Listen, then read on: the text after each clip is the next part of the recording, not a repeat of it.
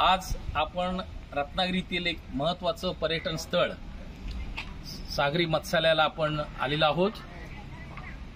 कोकण कृषी विद्यापीठ अंतर्गत असलेले सागरी जीवशास्त्रीय संशोधन केंद्रातील हे सागरी मत्स्यालय हे लोकांचं आकर्षण आहे। या ठिकाणी दरवर्षी जवळपास 2.5 ते 3 लाख लोकांची पर्यटन लोकांचं इथं भेट देत असतात आणि त्यामुळे इथे जे पर्यटन स्थळ आहे हे कायम लोकांच्या लक्षात राहिलेलं आहे। या क्षेत्रामध्ये मोठ्या प्रमाणामध्ये मासे ठेवलेले आहेत ज्याच्यामध्ये सागरी मासे आहेत, गोड्यापणातले मासे आहेत।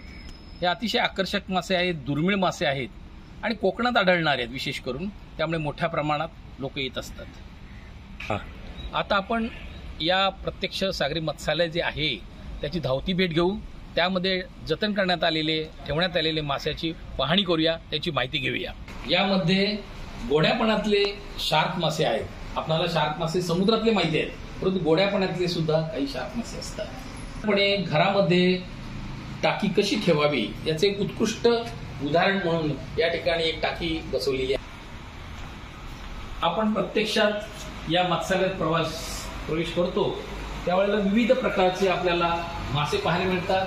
त्यामध्ये कासव असतील, त्यातले मासे असतील, विविध प्रकारचे रंगीत मासे आहेत की ज्याला आज बाजारपेठेमध्ये अतिशय चांगली मागणी आहे।